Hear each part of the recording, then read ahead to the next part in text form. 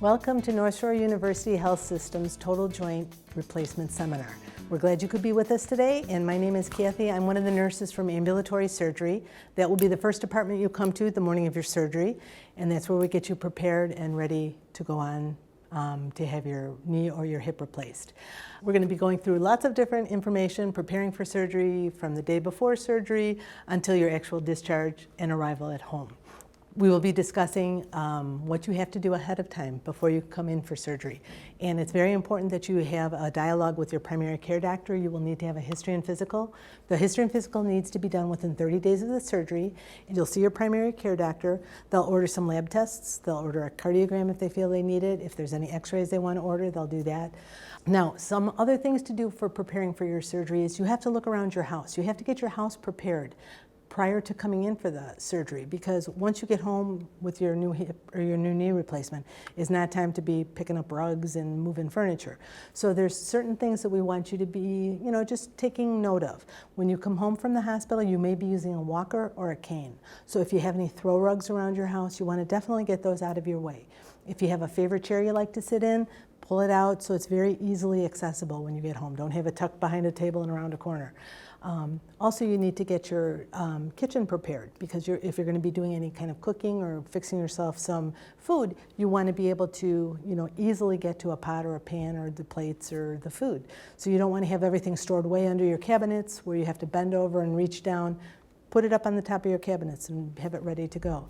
Sometimes patients will do some cooking, like store some pasta sauce or freeze some meals so that they're much easier for you to access when you do get home. And that way you can kind of tend to yourself when you get home. Be aware of the amount of stairs in your house. This will be something that you will work with the physical therapist, because they're going to be helping you getting up and down stairs. So if you have a condo where you take an elevator and everything is on on one level once you get in, that's one thing. But some patients go home to a split level or a tri-level. So it's very important that you learn how to do the stairs safely, and you want to know if you have, you want to let the therapist know if you have handrails on one side or both sides, or, if it's up 3 stairs or is it up 14 stairs. Those are things that the physical therapist will work with you while you're in the hospital to help you so that when you get home, you're successful at home. The other thing is you want to look at your bathroom. Sometimes if you have a bathtub, you're not going to be able to get your leg up and over the side of the tub to get into taking a shower. So it's important that you know your situation ahead of time so that you can express it to the physical therapists and occupational therapists so that they can work with you during your stay at the hospital to make your transition home much easier. Family and caregiver support. It's very important that we want you to know that if you go directly home after surgery, you will need to have somebody with you for the first 5 to 7 days after surgery. You will be physically able to get up and get around, but you may be more tired and just a little more groggy from being on the pain medication. So we want to be sure that somebody is there, not somebody that says goodbye as they go off to work for 10 hours and then comes home. You want to have somebody there with you for any needs that might arise when you first get home. The families are welcome to come to any of the physical therapy sessions. Oftentimes families will be more than willing to help, but they're afraid. They don't know what they can do to help a patient move around. So they can come and observe how the therapists work with the patients, makes the families feel much more comfortable and much more engaged in helping the patient. So they are welcome to come to any of the therapy sessions while they're here at the hospital. Medications. There are medications that you're going to be discussing with your primary care doctor as well as your surgeon. The surgeon will have medications that they specifically tell you to stop several days before surgery. Some medication, like herbal supplements, vitamins, can be stopped up to a month ahead of time. But each surgeon has a little bit different idea of when they want you to stop medications. So it's very important when you see your surgeon and when you see your primary care doctor that you discuss your medications. We will have a few guest speakers besides myself today. And our first one is going to be Christina. She's the pharmacist, and she's going to come and talk to you about Coumadin, or another name is warfarin. And she will be telling you when you're going to take it and things that you need to know about it. So Christina? Thanks, Kathy. So my name is Christina. I am a pharmacist here at the hospital, and I'm going to briefly go over a medication called Coumadin. The generic is called warfarin, and it is a tablet that you're going to be taking once a day, every day, the evening after your surgery that your orthopedic surgeon will start you on. This medication is to prevent blood clots from occurring during the time period that you're recovering after your surgery. As I mentioned, it will start the evening after your surgery, and you'll be taking it daily for about 4 weeks or as directed by your orthopedic surgeon. One of the ways that we monitor this medication to ensure that it's working properly and safely for you is we do daily blood tests while you're here in the hospital. Once you're discharged, whether it's to home with a home health service or to a rehab facility, they will continue to check your blood about twice a week, every week, until you're off this medication. Something to expect as a side effect to the medication might be sensitivity to bruising. Now, if you do notice that you are higher sensitive to the bruising, please continue to watch them to make sure that they're not getting darker or worse as time continues. Now, if you do notice other serious side effects such as bleeding, whether nosebleeds, bleeding in the gums, bleeding in stool, your urine, anything that is unusual, please notify your nurse or the physician while you're here at the hospital or at the rehab facility or at home. Also, medications may have potential to interact with warfarin or Coumadin, and so it's very important to provide us with a very thorough list of all your medications, including those that you had to stop in preparation for surgery, as they may need to be resumed after. Please include your prescription medications, non-prescription, including vitamins, herbal supplements, anything that you take by mouth, and make sure that you complete that and bring it to the hospital. When you take it, we prefer that you take it in the evening. It helps us keep a very close monitoring of your blood to make sure the levels are very steady. The medication can be taken with or without food. That actually does not affect the effectiveness of the medication. However, there are some foods in general that can affect the therapy of the Coumadin. These foods contain vitamin K, and some of those common foods that have vitamin K are leafy greens, such as spinach, romaine lettuce, Brussels sprouts, broccoli, things of those nature. Now, do you have to avoid those foods while you're on Coumadin? Not at all. But please keep it in moderation and keep it consistent in your diet while you're under Coumadin therapy to ensure your blood levels stay as stable as possible. And lastly, the day after your surgery, pharmacists will come to your bedside to come and discuss any questions or any concerns you may have about the medications. And that way we cover all our bases. So if you do have questions, we can go ahead and answer them one-on-one with the patient. Thank you. Thank you, Christina. Thank you for coming for our class today. All right, so when we are talking to you, we are going to be talking to you the day before your surgery. We're going to be going through your medication list, like Christina said. We want to know exactly what medications you're taking. I don't want you to tell me it's that little blue pill. I want you to tell me the name of the pill, the amount of the milligrams of the pill, how many times a day you take it, whether you take it every day or just as needed. Those are all kinds of information we want to put into the computer. Okay, we have some exercises. Our goal for patients going for surgery is to keep moving as much as possible prior to the surgery. So if you're currently walking on a treadmill or you take a walk every day or you're doing water aerobics, that's fine. Continue doing whatever you're doing for as long as you can. Nutrition is very important. Protein is important for healing of a wound. So you want to be sure you're eating a good amount of protein prior to surgery. The other thing is some surgeons will tell you to take iron prior to surgery. That's fine. Some doctors will want you to take it twice a day. Some doctors will want you to take it once a day. Just follow whatever the surgeon has told you. Calcium and vitamin D, build up those bones. Your vitamin D is a good thing. Medications like vitamin E, fish oil, those are medications that can cause a little bit of thinning of the blood in addition to the aspirin, Advil, and the Motrin. And we will want you to, stop taking those according to the surgeon. Starting with the day before surgery, we will be calling each and every patient. It is our goal every day to talk to every patient. If your surgery is on a Monday, we will be calling on Friday, but otherwise every other patient will be called the day before surgery. And our goal when we call is to talk to everybody. We want to reach every patient because our conversations are very interactive. We have lots of questions to ask you as well as giving you lots of information. So if you know you're not going to be available the day before, you're going to be out of town, if you're going away for the weekend before your surgery, call us. We'll provide phone numbers at the end of this presentation. Please call us and let us know so that we can talk to you prior to. Now, some of the things we're going to be talking to on the phone, we're going to want to know what you're having done. We're going to want to know your name and birthday. And the Some patients don't understand why we're asking. Don't you know what I'm having done? We do, but we want to be sure it's just a confirmation that what you know, if you're having your left knee, we want to be sure that we know you're having your left knee. So those are important things for us to just confirm. We will be asking if you have any allergies to medication. Very important that we document them in our computer because there are different doctors ordering different medications and antibiotics for you. So we want to be sure that you're not going to get something that you have an allergy to. The other thing we're going to tell you is we're going to provide directions where to come the morning of surgery, what door to come in, what time to arrive. Other instructions we're going to give you, we're going to tell you nothing to eat or drink after midnight on the day of surgery. And so some patients will be concerned. They're like, well, I have water next to my bed. Then you need to move it that night because we don't want you to accidentally drink some water during the middle of the night when you're half asleep.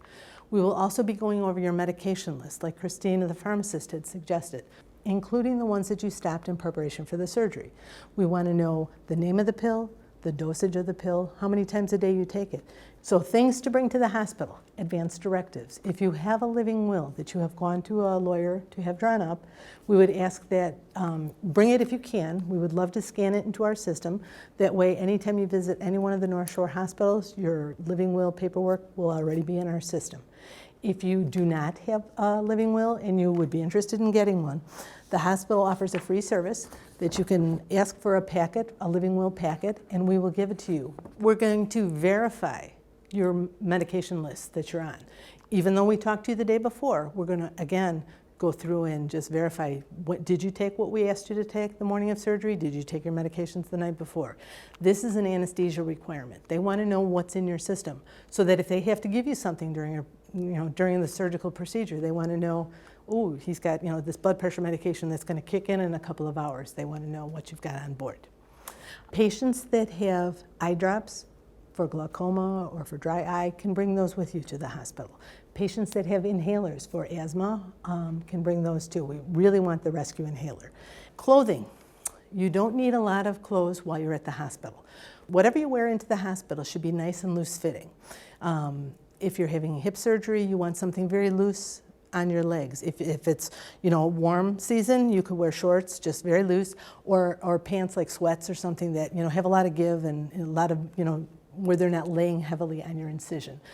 Jeans are very heavy and on a fresh post-op incision, they're not very comfortable. So make it something, sweats or gym shorts or something along that line.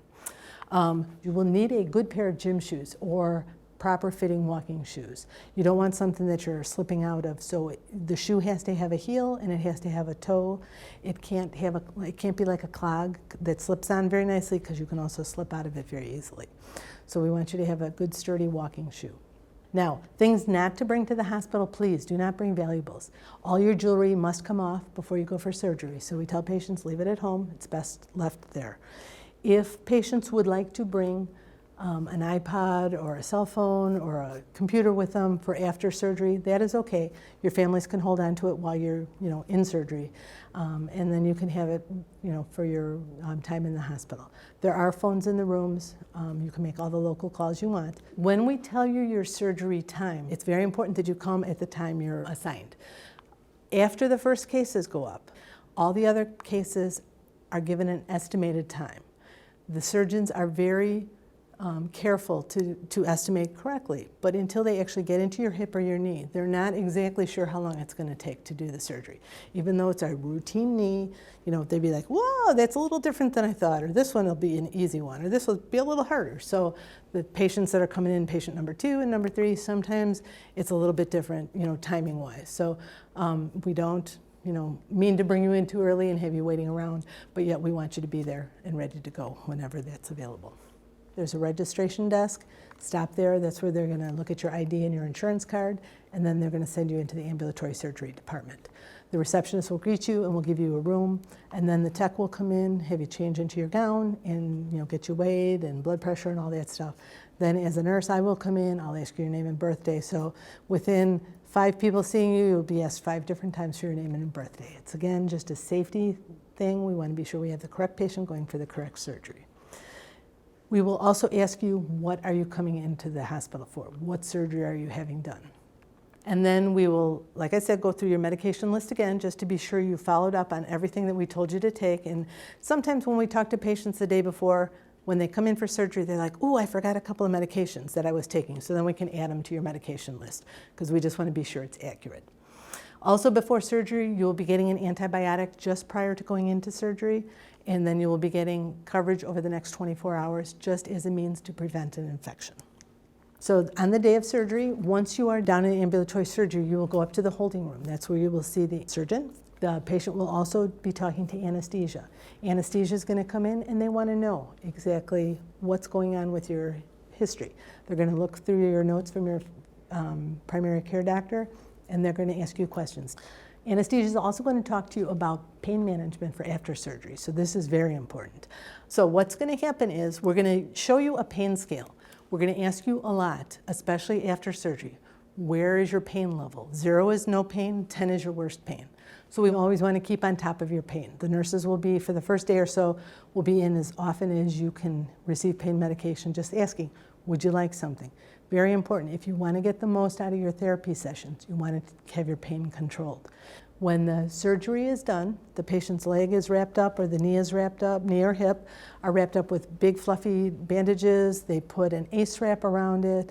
They put, it looks like a heating pad, but it's an ice pad that goes around the knee or around the hip area to keep down the swelling. And then they send the patient to the recovery room. So when the patient is going to the recovery room, the surgeon will go out and talk to the family in the waiting room, and they'll just let them know how things went. The patient will be in recovery. The nurses will be watching them as they wake up, checking blood pressure, temperature, asking about pain, asking about nausea, checking about all the things, checking the pulses in the feet, being sure the patient has good sensation, any numbness or tingling. So they'll be asking you lots of questions as you're recovering. Normal time in the recovery room, it's very patient specific. So if you're doing well and your blood pressure is great and you're feeling good and your pain is controlled, they'll let you go to your room much sooner. If you're having a lot of pain or your blood pressure is low, then they'll keep you in the recovery room longer. They are, keeping you there to keep you as safe as possible until the surgery, procedure is all done and, you're awoken enough to go to the floor. Now, when you wake up from surgery, you're likely to have some oxygen in your nose. That oxygen usually stays in until the next morning, depending especially if you've gotten a general anesthesia versus a spinal anesthesia. With a general, you're getting a lot of the anesthesia in the form of a gas, and it stays in your lungs. So they want to give you some nice fresh oxygen to breathe so that you wake up and breathe out all that anesthetic gas. There's a machine called a pulse ox that they will check your finger. It measures the amount of oxygen way out at your fingers. The theory is if your oxygen way out here is good, then your heart, your brain, your lungs, your kidneys, everything are getting good oxygen. So they usually keep that oxygen on. If you have a history of being a smoker or you have some lung damage, you may be wearing the oxygen a little bit longer. Some of the patients, have it off by the end of that night. They will also give you an incentive spirometer to use. It's a little apparatus you put in your mouth and you suck in. It's helping you to re-expand your lungs after the surgery. What happens is when you have a general anesthetic, everything kind of shrivels up. So it's up to us to get everything open and working again. Your IV will stay in. The IV can be used for antibiotics, and if you need some blood transfusion for pain medication, there's lots of reasons to keep that IV in. So usually that stays in about 2 days. And the patients will be encouraged to drink. The first meal after surgery is usually a liquid diet to start. Some of the patients have a little nausea after surgery, so we start you slowly with like a broth or black coffee or some tea, Italian ice, Jello, sherbet, something like that. That's kind of light. And then if you do well with that, then we'll advance you to a regular diet. Now, some patients that have a spinal anesthetic don't have so much of the nausea issues going on, so they may not need to start with that specifically liquid of a diet, and they'll start with a little bit more substantial food. But that is a discussion you will have with your anesthesiologist prior to the surgery. All patients will have a catheter. It'll be put into your bladder while you're in surgery, once you're asleep. That will stay in perhaps a day, maybe a day and a half. It's just put in so that it's one less thing you have to do is to get up and go to the bathroom and urinate. So that will stay in until they think you're awake enough and moving around well enough to get up. And hip patients will wake up generally with an abduction pillow. It's like a triangular pillow that goes between your legs, and they kind of have it strapped around the outside of your legs. It helps to just keep your hip in the proper alignment if you've had a back or a posterior approach. So Pain scale, very important. When they're asking you about if you need pain medication, they're going to ask you what your pain number is. Now, it's important when you're having your physical therapy that you, initially the nurses will remind you of this, but eventually you'll need to start thinking about it on your own because you want to take pain medication 30 to 45 minutes before your physical therapy session. When physical therapy comes, they will have their little list of which patients they're going to see and what time. So not the day of surgery, but the day after, you could ask your nurse, what time is my therapy session? So you want to be sure that if your therapy is at 9 o'clock, that somewhere between 8:15 and 8:30, you get your pain medication on board so that it's working. Christina had talked about the Coumadin, and that's one of the methods to prevent blood clots. The other thing that they will use is early ambulation. And early ambulation means getting you up possibly the day of surgery.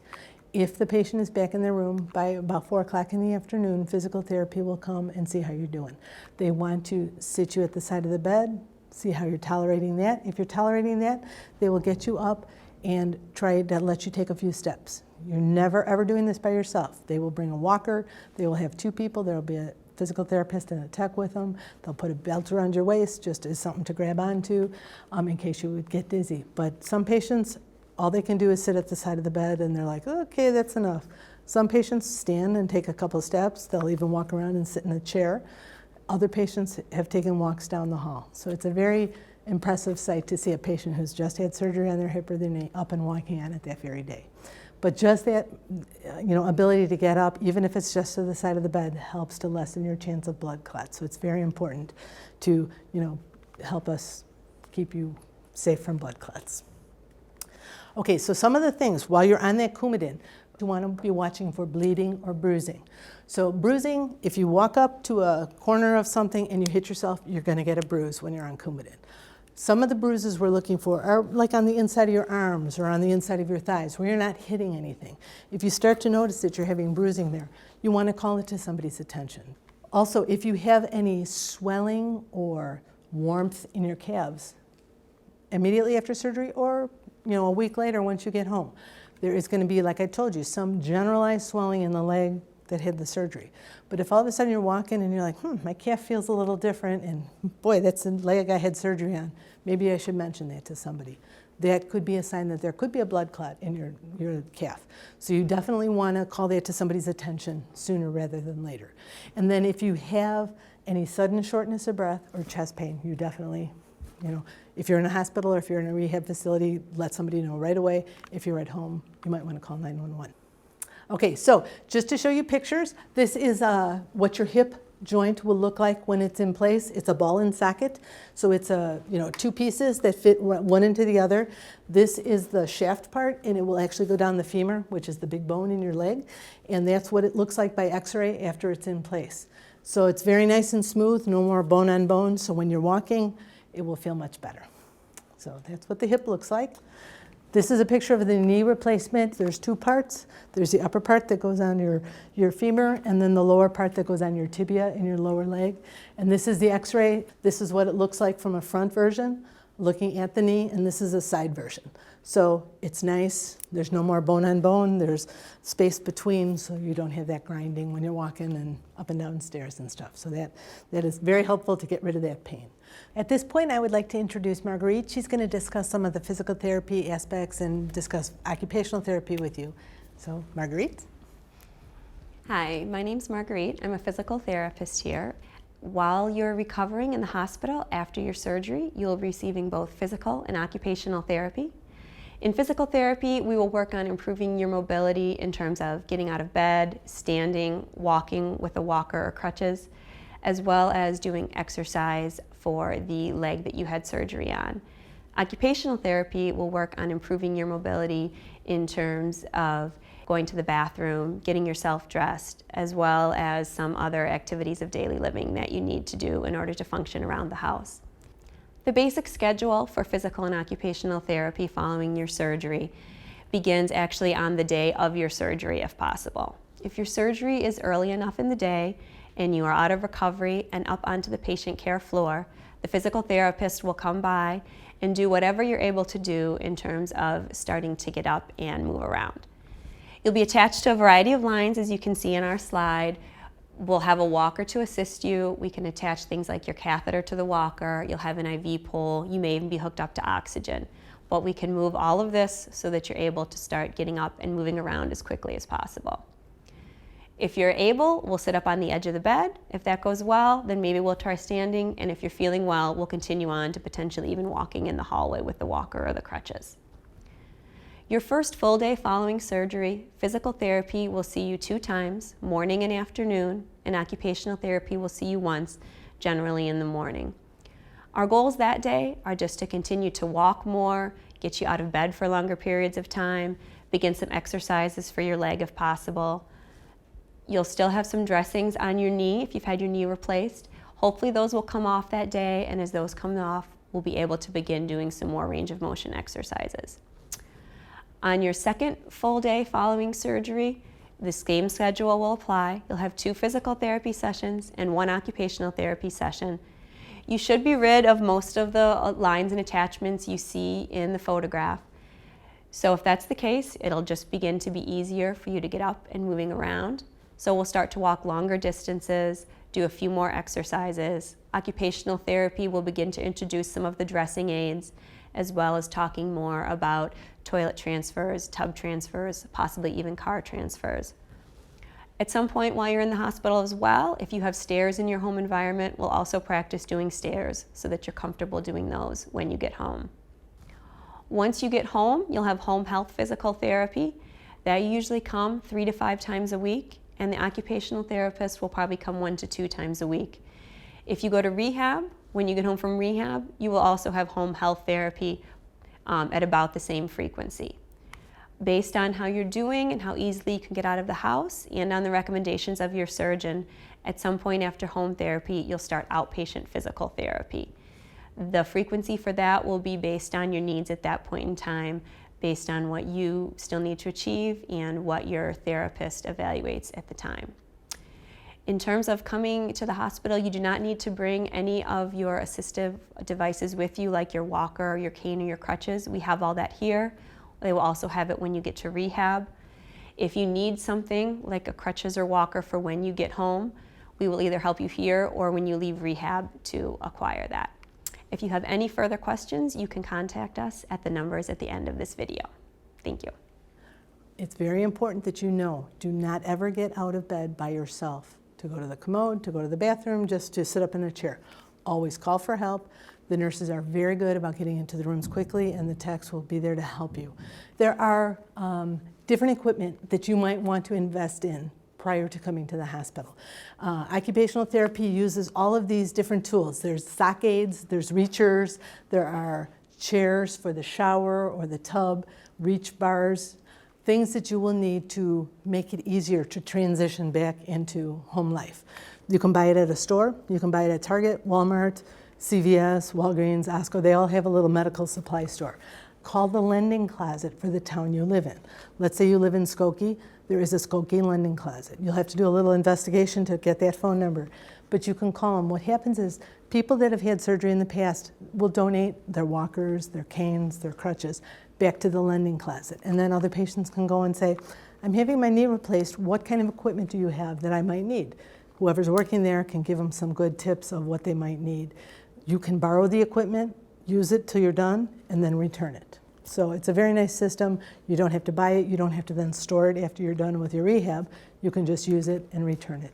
And there's usually no charge for that. So it's a nice system. Home health verification. The home health liaison will come to your room along with the social worker the day after your surgery. The home health liaison is going to try to set up patients in their homes for after surgery. So if you are going home, she will come and talk to you. She is going to be instrumental in setting up a physical therapist, an occupational therapist, and a nurse to come to your home upon your discharge. If you are staying at the hospital and then going to a rehab facility, the social worker will ask you where you're going, what place you've made a reservation at, and then she will have communication with them to be sure that they do have a spot for you. When you go to visit rehab facility prior to going into the hospital, it's good to go visit a couple just to see what kind of a place you would like to rehab at. Surgeons may give you a list of ones that they know that they have sent other patients to. Sometimes the surgeons don't do that. So it's important that you go and visit a couple. And when you visit them, the first time you go in there, you may be a little unsure of what you're looking for. They will take you through, show you what's, where you'll be living, where you would be eating, where you'd be doing therapy. See if it's a place that you think is a good place for you. Then go to a second place and just compare it. You'll learn different things from what the facility tells you. So it's always good to go to two so that you have something to compare it to. Then make a reservation. As long as you know your day of surgery, they can figure out about when you'll be coming. And they will tell you if they can or cannot make a reservation. The problem will be, though, on the day of surgery, when the social worker checks back, their patients may have, for whatever reason, been in those beds and they're not going home. So even though they took a reservation from you, they may not be able to honor it. So it's always good to have a second backup plan. And sometimes patients will think, prior to surgery, I'm going to go to rehab. And then they see how well they're doing. Then they don't need to go to rehab. And they're like, nope, I think I could do this at home. So even if you make a reservation, there's no problem in canceling it. There's no cost exchange. There's nothing lost if you made a reservation. It can be canceled. And the home health liaison will check your insurance and be sure that you have a visiting, the nurse, the physical therapist, the occupational therapist, whatever the surgeon has ordered for you in your home. Patients that are going to rehab will go to rehab first. They'll be there 7 to 10 days is the normal length of stay for a single hip or a single knee. In rehab, it's very goal oriented. So you want to go in with some goals. They're going to ask you, what do you want to do with your hip or what do you want to do with your knee? Come up with some good goals so they have something good, concrete to work with. And then when you get time to be discharged from the rehab facility, you still may be needing some home health. So if so, the nursing facility will be sure that you have a visiting nurse and visiting therapist at home once you get home. For patients going directly home, the home health liaison will compare your insurance, be sure you're going to be sure that they're contacting therapy and nursing that will be within your network, and then they'll come to visit you. The therapist could come, 3 to 5 times a week, and the nurse can come twice a week, usually. The nurse will be drawing blood. They'll be just doing a general assessment, checking to be sure everything's looking good, the wound's looking good, that you're getting up, your lungs are clear, all that kind of thing. And if there's any need to talk to the doctor, they will do that for you.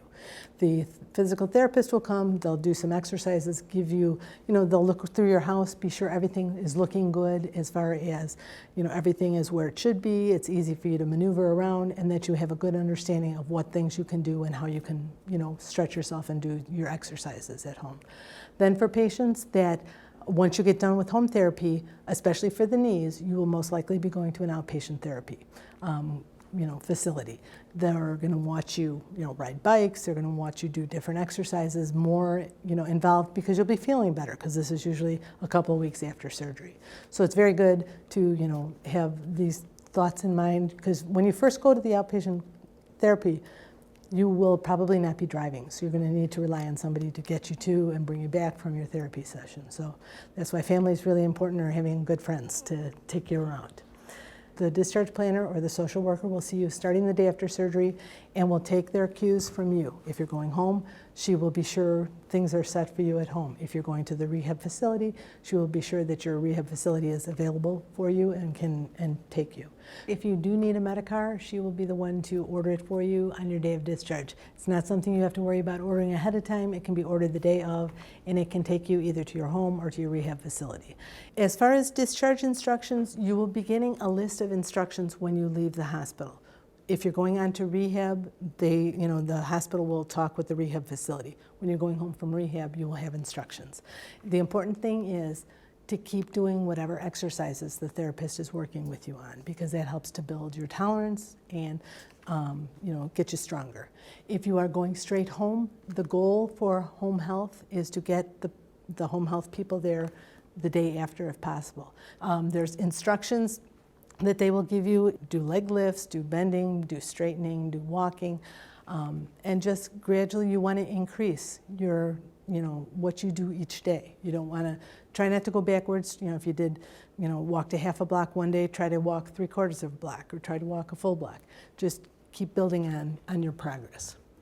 When you go home from the hospital, they'll let you know what medications to stay on. They may not have resumed all your medications, or they may have.